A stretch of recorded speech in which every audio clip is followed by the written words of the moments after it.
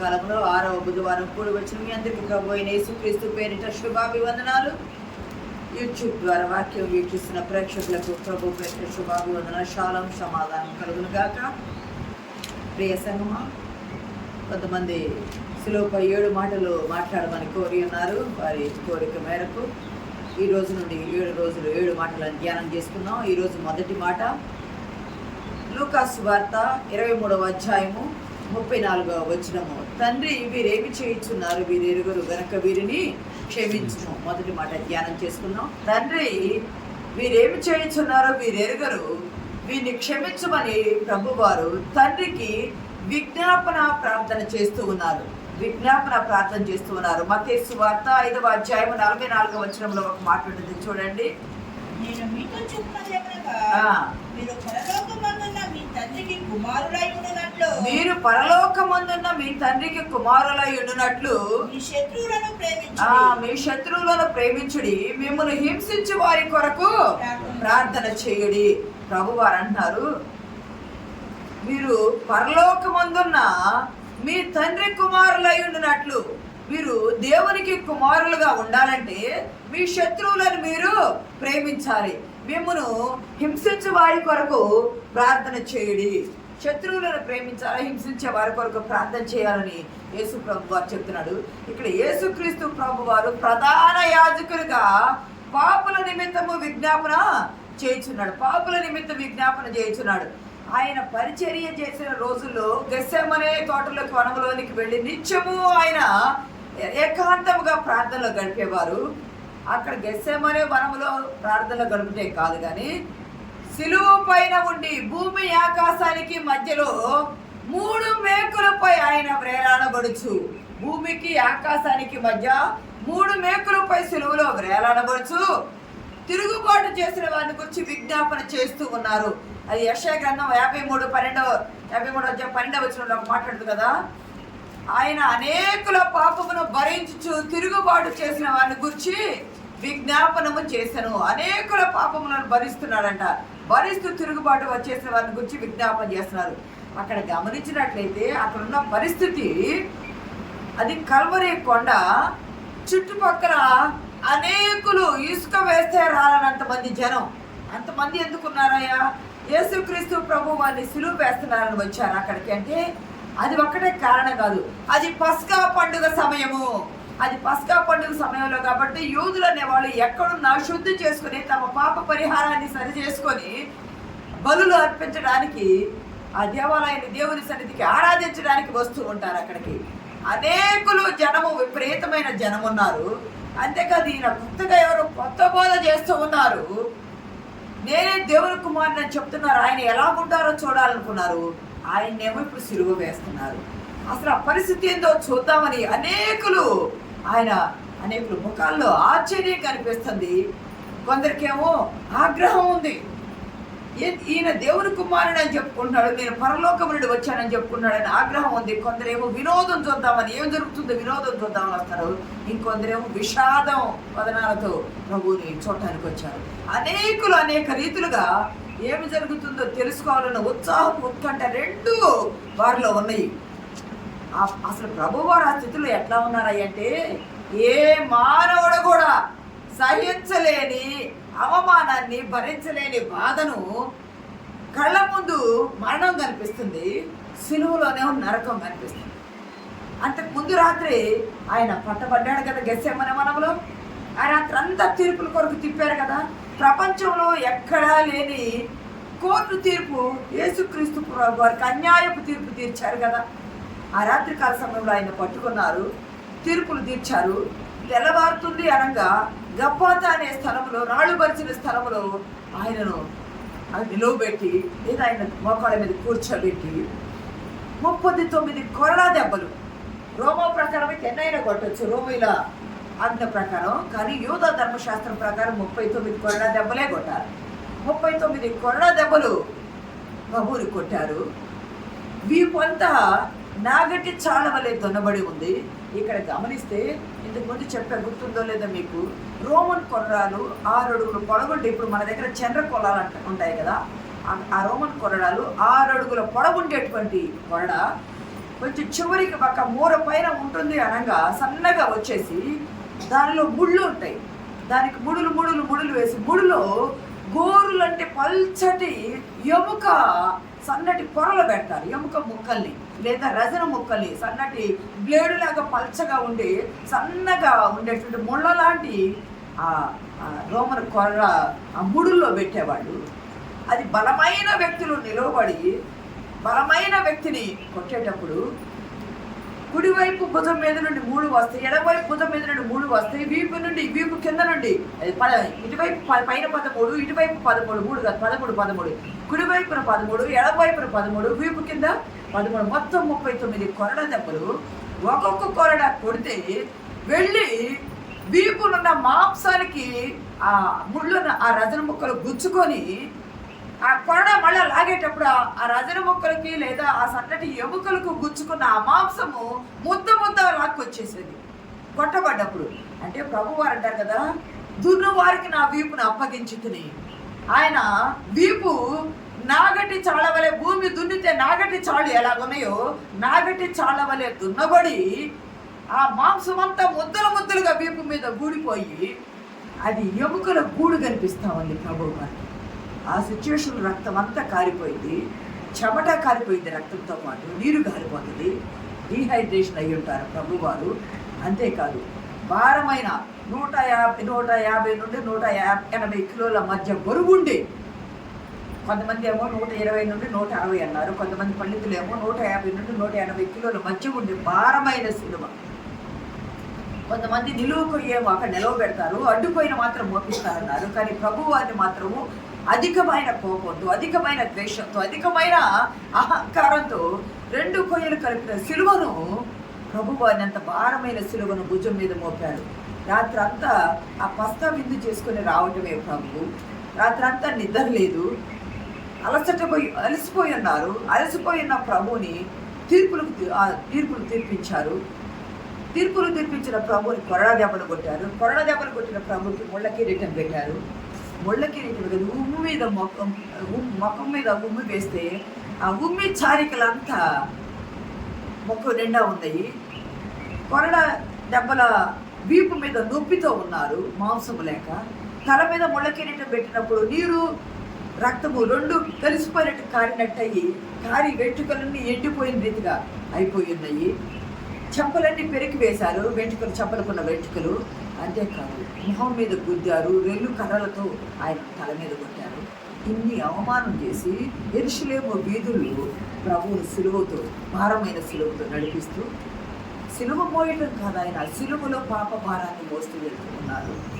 అక్కడికి వెళ్ళి ముందుగానే తవ్వి ఉంచబడిన ఆ కొండ మీద ఆ సిలువను 3 మేకులతో ఆయనను కొట్టి సిలువ మీద ఆయనను నిలువబెట్టారు. మేకుల మధ్య వేలాడుతూ ప్రభు వారు చేస్తున్న ప్రార్థన, భూమి మీద ప్రార్థన చేయడం, సిలువలో వేలాడబడుతూ భూమి ఆకాశానికి మధ్య చేస్తాడు. ప్రభు వారిని ఎక్కడ పెట్టారయ్యా అంటే ఊరికి వెలుపల, ఊరికి దూరంగా ఉండే భాషలో, హీబ్రూ భాషలో గొల్గొత్తా అనే ప్రాంతంలో, కల్వరియా అనే లాటిన్ భాషలో, కల్వరి అనే గ్రీకులో, ప్లేస్ ఆఫ్ ఎ స్కల్ అని ఇంగ్లీష్లో, కపాల స్థలము అంటే మానవుని, ఆ కొండ ఎలాగుందయ్యా అంటే మానవుని పుర్రె ఆకారంలో ఉన్న ఒక రాళ్ల తిప్ప. అది ఎక్కడుందయ్యా అంటే యెరూషలేము ప్రాకారానికి అవతల దమస్కో ద్వారం అంటారు కదా, దమస్కో గేట్ అంటారు కదా, దమస్కో గేట్కి దగ్గరలో 30 అడుగుల దూరంలో ఎత్తు, 30 అడుగుల దూరంలో 30 అడుగుల ఎత్తు ఉన్న మానవ కపాలంగా, అది ఎంత ఎత్తుందంటే 30 అడుగులు ఎత్తు ఉండి తప్పకుండా 30 అడుగులు ఎత్తు ఉన్న మానవ పుర్రె ఆకారంలో ఉన్న రాళ్ళ తెప్ప అంటారు. ఇది గమనించండి. చాలామంది పండితులు అంటారు ఇదే ప్రపంచానికి కేంద్ర బిందువు. యేసుక్రీస్తు ప్రభు వారు సిలువ వేయబడిన స్థలం ఉంది కదా, ఇదే ప్రపంచానికి కేంద్ర బిందువు, central place of the world అంటారు. ఇది గమనిస్తే ఎందుకు అంటున్నారయ్యా అంటే పుర్రె ఆకారం ఉంది అన్నారు కదా. పుర్రె ఆకారం ఎందుకుందయ్యా అంటే మొదటి మానవుడైన ఆదాము భూస్థాపన జరిగింది ఇక్కడే. మొదటి మానవుడైన ఆదాము భూస్థాపన జరిగింది ఇక్కడే ఏదైనా సులువ మరణాలు వేయాలన్నా రోమలు కానీ వీళ్ళ ఎవరైనా మరణాలు వేయాలన్నా ఇక్కడే పుర్రెలు ఎక్కువగా ఉండి ఉంటాయి. పుర్రెల స్థలం అంటారు దాన్ని. పుర్రెలు ఎక్కువగా ఉంటాయి అంటే మానవులు చంపివేసి అక్కడ వేసే స్థలం కాబట్టి అక్కడ ఉంటాయి అని. అంతేకాదు ఈ సంగమ దేవుని పెట్టినారా, మొదటి ఆదాము చేసిన పాపము నిమిత్తం అతని సంతతి చేసిన పాపము నిమిత్తం రెండవ ఆదాముగా వచ్చిన యేసుక్రీస్తు ప్రభువారు ప్రధాన యాజకుడు పాత నిబంధనలో ఎలాగైతే బలి పశువును బలి ఇచ్చి రక్తమును బట్టి తన వేలితో 7 మార్లు చిలకరిస్తారో, పాపం చేసిన వాళ్ళ మీద చిలకరిస్తారు, మనం చెప్పుకున్నాం కదా ఇంతకు ముందు ధ్యానాల్లో. అలాగే మొదటి మానవుడైన ఆదాము చేసిన పాపము నిమిత్తం సిలువ మీద నుండి, ఇంతకు ముందు చెప్పాను కదా, ఆ రాత్రికి 7 నేత్రములు ఉన్నాయి. ఆయన దేహం మీద నుండి 7 చోట్ల నుండి రక్తము, తల మీద నుండి, వీపు మీద నుండి, 2 చేతుల నుండి, ప్రక్కలో నుండి, 2 కాళ్ళ నుండి రక్తం చిందించబడి 7 అయినాయి కదా. అంటే 7 మార్లు చిందించడం అంటే 7 ఆయనలో ఉండిన 7 శరీర భాగాలలో నుండి రక్తము 7 మార్లు మానవ పుర్రె ఆకారములో ఉన్న ఆ కొండ మీద ప్రోక్షీకరించబడింది, చిందించబడింది. ఎందుకంటే మొదటి మానవుని పుర్రె అది. ఆ పుర్రె ఆకారములు ఈ కొండ ముందు పుర్రె, దాని మీద ఈ కొండ పెరిగింది అనే భావన కొంతమంది పండితులు చెప్పారు. అంటే పాపం చేసిన వాళ్ళ మీద రక్త ప్రోక్షణ చేస్తారు కదా, రక్త ప్రోక్షణ లేనిది పాప క్షమాపణ లేదని అన్నారు కదా హెబ్రీ పత్రికలో. అందుకనే రక్త ప్రోక్షణ చేసి మానవుని ఆది మానవుని నుండి ఈ రోజు వరకు జరగబోయే భూమి ఉన్నంత వరకు ఏకైక బలి క్రీస్తు వారి బలి అర్పించడమైంది. ప్రియ సంగమ, ప్రభువారు అక్కడి నుండి ఏమనంటారు, ఓ తండ్రి తండ్రి మీరేమి చేస్తున్నారు, మీరు ఎరుగరు. తండ్రి అని పిలుస్తున్నారు, దైవ కుమారుడిగా పిలుస్తున్నాడంటే కాదు, దైవ కుమారుడిగా పిలవట్లేదు, ప్రధాన యాజకునిగా. ఇప్పుడు సేవకులు కానీ ప్రధాన యాజకులు కానీ దేవుణ్ణి తండ్రి అనే పిలుస్తారు కదా, దేవా తండ్రి అని పిలుస్తారు కదా. ప్రధాన యాజకునిగా తండ్రి ఎందుకు దేవుని కుమారుడిగా పిలవట్లేదన్నామంటే, ఓ తండ్రి వీరేమి చేస్తున్నారో వీరు ఎరుగరు, వీరిని క్షమించమని తండ్రి అని యేసుక్రీస్తు ప్రభువారు దేవుణ్ణి తండ్రి అని పిలుస్తున్నారు. ఎందుకు తండ్రి అని పిలుస్తున్నారు అని మనం ధ్యానం చేసుకుంటే, చాలాసార్లు పక్షవాయు రోగం వచ్చిన వాడిని కానీ, పాపములు పట్టబడిన స్త్రీని కానీ, అనేకులు ఆయన యొద్దకు వచ్చిన రోగులను ఆయన ఏం చేశారంటే, మీ పాపములు క్షమించబడి అని మీరు సమాధానం కలిగి వెళ్ళండి అన్నాడు ప్రభువారు. అంటే తాను దైవ కుమారునిగా భూమి మీద ఉన్నప్పుడు మానవుని పాపము క్షమించడానికి ఆయన అధికారం ఉన్నది, కానీ సులువు మీద ఉన్నప్పుడు సర్వ మానవాళి పాప భారం ఆయన మోస్తూ ఉన్నాడు కాబట్టి ఆయనకు క్షమించే అధికారము లేదు. ఎందుకంటే పాప భారం ఆయన మీద మోపు పడుతుంది. పాపము మోసుకొని పోవు దేవుని గొర్రెపిల్లగా ఉన్నాడు కాబట్టి ఆయన తండ్రిని క్షమించమని వేడుకుంటాడు. తనకు క్షమించే అధికారము కోల్పోయారు ఆయన. అందుకనే తండ్రి క్షమించమంటారు. ఎవరిని క్షమించాలయ్యా? మొదటి పాపం చేసిన ఆదాము సంతతిన, లేకపోతే పట్టించిన యోధ ఇస్కరియోతున, ప్రధాన యాజకులన, దేవాలయపు అధికారులన, సన్హెడ్రిన్ సభ వారిన, లేదా అక్కడ ఉన్న యోధ పెద్దలన, రోమా సైనికులన, వారు పట్టుకు వెళ్ళిన బండ్రోతులన, అబద్ధ సాక్ష్యం చెప్పి ఈయన దేవదూషణ చేస్తున్నాడని అబద్ధ సాక్ష్యం చెప్పిన అబద్ధ సాక్షులన, సిలువ వేయము అని ఎరుగక కేకలు వేసిన ఆ జనులన, లేకపోతే ఎగతాళి చేసిన రోడ్డు మీద ఆ సిలువ వేయబడిన ఆ స్థలము పక్క నుండి వెళ్తూ ఉన్న ఎరుగని ఎగతాళి చేసిన ఆ ప్రజలన, లేదా సిలువలో నువ్వు దేవుని కుమారుడు కదా, నీవు దిగువచ్చి నిన్ను రక్షించుకొని మమ్మల్ని రక్షించు అని హేళన చేసిన దొంగలన, లేకపోతే పరిసయ్యులన, శాస్త్రులన, సద్దుకైలన, హెరోదీలన, జలోతీలన, ఇంకా ఎవరిని ఈ బంధించడానికి వచ్చిన సమూహాన్న, లేకపోతే ఈయన నీతిమంతుడు అని చెప్పి సిలువకు అప్పగించిన పిలాతున, ఈయనలో ఏ పాపము లేదు నాకు కనిపించలేదని పంపించిన హేరోదు రాజున, వీటితో పొడవుగా శతాధిపతి ఈయన నీతిమంతుడు అని సాక్ష్యం చెప్పి పొడిచాడు కదా, ఇంకెవరిని అతని సైనికులన, లేదా ఆయన్ని విడిచిపెట్టి పారిపోయిన శిష్యులన, ఆయన్ని వెంబడిస్తూ ఏడుస్తూ ఉన్నటువంటి స్త్రీలన, ఎవరిని, లేదా ఈరోజు నన్న ఎవరిని, రాబోయే తరాలన, భూమి ఉన్నంత వరకు ప్రజలన, ఎవరినైతే భూమి పుట్టింది మొదలుకొని భూమి ముగింపు వచ్చే వరకున్న సర్వ మానవాళిని తండ్రి వీరేం చేస్తున్నారు, వీరు ఎరుగరయ్యా. వారు ఏం చేస్తున్నారు? పరలోకము నుండి వచ్చిన రక్షణను, రక్షకుడిని, పాపాలు విమోచించడానికి వచ్చిన రక్షకుడిని వైద్యులు వైద్యం చేస్తారు, కానీ స్వస్థత ఇచ్చేది దేవుడు. స్వస్థపరిచిన దేవుణ్ణి, ఆహారం ఇచ్చిన దేవుణ్ణి, ఆదుకున్న రక్షకుణ్ణి, పాపము లేని పరిశుద్ధుణ్ణి పాపముగా చేసిన దేవుణ్ణి పాపముగా చేయబడ్డాడు కదా ప్రభు యేసుక్రీస్తు ప్రభు వారు. వీరందరూ ఎరుగక అయ్యా నేను వీరి కొరకు బలి అవ్వటానికి వచ్చిన గొర్రె పిల్లను అని ఎరుగక కైపు అంటాడు కదా, ఆ సంవత్సరం ప్రధాన యాజకుడు అయ్యండి. మన కొరకు ఒక మనిషి చనిపోవుట మంచిది, ప్రజలందరి కొరకు ఒక మనిషి చనిపోవుట మంచిది. ఇన్ని ఉండి ఇంత యాతన బాధ అనుభవిస్తూ కూడా, ఇంత కొట్టబడి కూడా, అంత భారమైన సిలువను మోసి కూడా, మేకులతో వేలాడబడుతూ కూడా క్షమించమని తండ్రికి విజ్ఞాపన చేస్తున్నాడు. తండ్రి వీరేమి చేస్తున్నారు, వీరు తెలియదయ్యా, మెరుగకు వెళ్ళి చేస్తున్నారయ్యా. ప్రధాన యాజకుడు ఆ గొర్రె పిల్ల లేదా మేక పిల్ల పైన చేతులు పెట్టి పాపాన్ని మోపుతాడు కదా, పాపాన్ని మోపి వారు చేసిన పాపాలను మోపి క్షమించమని, ఆ పాప భారం అంతా గొర్రె పిల్ల మీద మోపి క్షమించమని విజ్ఞాపన చేస్తాడు కదా. ఒక గొర్రె పిల్లలు లేదా మేక పిల్లను చిందించి బలి ప్రోక్షణ చేస్తాడు కదా. ఆ రెండు ప్రభువులు నెరవేరాలి కదా, రక్త ప్రోక్షణ జరుగుతుంది ఇక్కడ. ఈయనే బలి అవ్వటానికి వచ్చిన, చదవండి ఒకసారి ఈ మాట, మత్తయి వార్త 26వ అధ్యాయము 63-64 వచ్చిన చదవండి.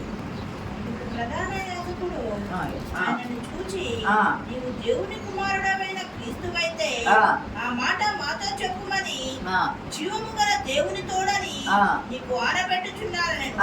అందుకు యేసు, నీవన్నట్టే.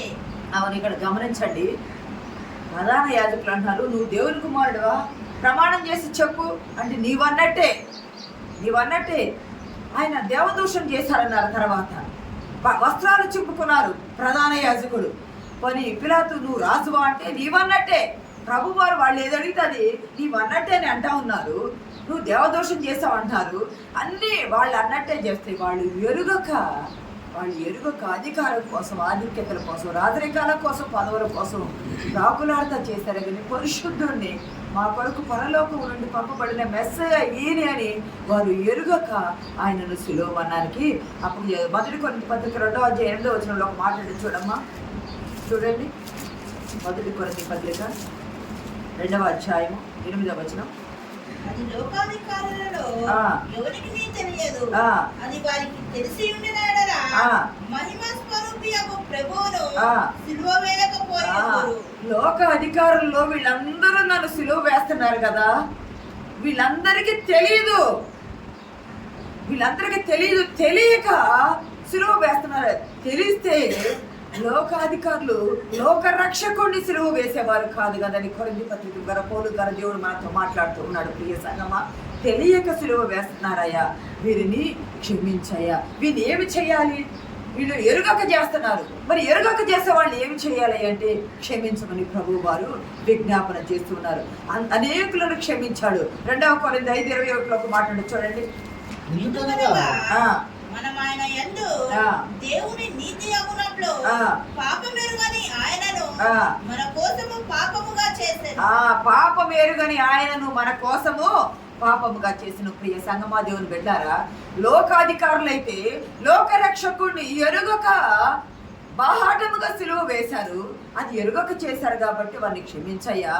ఈయన ఈ దేవుడిని రక్షకుడని ఎరుగక వీళ్ళు సిలువ వేస్తూ ఉన్నారు కాబట్టి వీరిని క్షమించు తండ్రి. నాకైతే క్షమించే అధికారము పోయింది. పాపముగా చేయబడ్డాను కదా, నాలో పాపము లేదు, నేను పాపము చేయలేదు, కానీ సర్వ మానవాళి కొరకు నేను పాపముగా చేయబడ్డాను కాబట్టి వీళ్ళ కొరకు బలి అవ్వటానికి వచ్చిన గొర్రె పిల్లను నేను బలి అవ్వడానికి వచ్చాను కదా. హెబ్రీ 9:22 రక్తము చిందింపకుండా పాప క్షమాపణ ఉండదు. ఫిబ్రవరి 9:22. మరియు ధర్మశాస్త్ర ప్రకారము సమస్త వస్తువులను రక్తం చేత శుద్ధి చేయబడుననియు రక్తం చిందింపకుండా పాప క్షమాపణ కలుగుదనియు సామాన్యంగా చెప్పవచ్చును.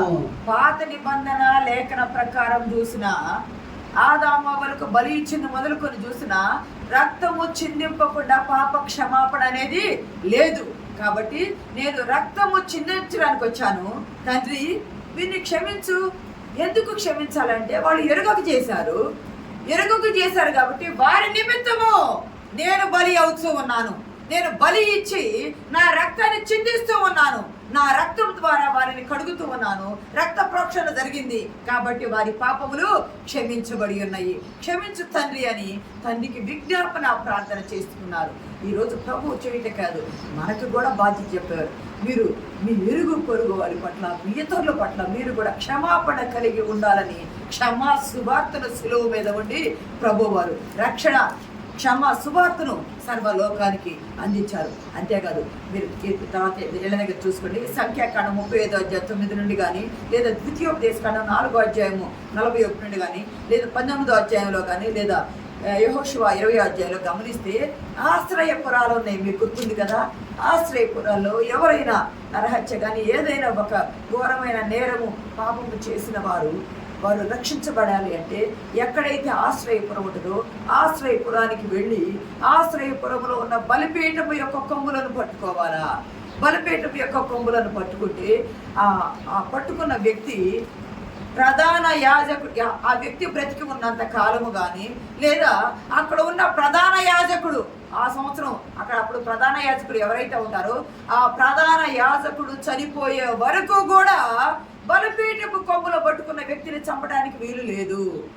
ఎప్పుడైతే ప్రధాన యాజకుడు చనిపోతాడో ఆ బలిపీఠపు కొమ్ములో పట్టుకున్న వ్యక్తి విడుదలవుతాడు, రక్షించబడతాడు, విమోచించబడతాడు. ఇంకా అతన్ని చంపడానికి ఎవరికి అధికారము లేదు.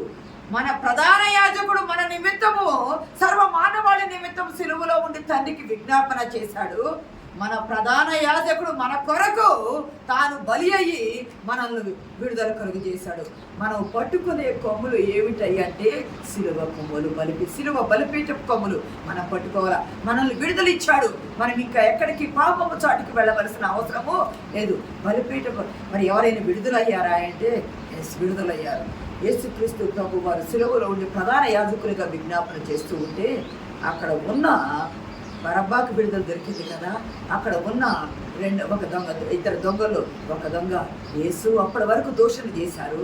అప్పటి వరకు ఆయనని హేళన చేసి మాట్లాడిన దొంగలు ఒక దొంగ యేసు ఈ రాజ్యంలోనికి నీవు నన్ను మన రెండవ మాట్లాడుకునే మాటది, ఈ రాజ్యంలోనికి వచ్చినప్పుడు నన్ను జ్ఞాపకం చేసుకో అని చెప్పారు. వెంటనే ఆ దొంగకు విమోచన ప్రారంభమైంది. ప్రియ సంగమా దేవుని బిడ్డలారా, యేసుక్రీస్తు ప్రభు వారి సిలువలో మొట్టమొదట మాట్లాడిన మాట, తండ్రి వీరేమి చేయించున్నారు, వీరెరుగులు రైతు వీరిని క్షమించమని క్షమా సువార్తను లోకానికి అందించే మొదటి మాటగా ఉంది.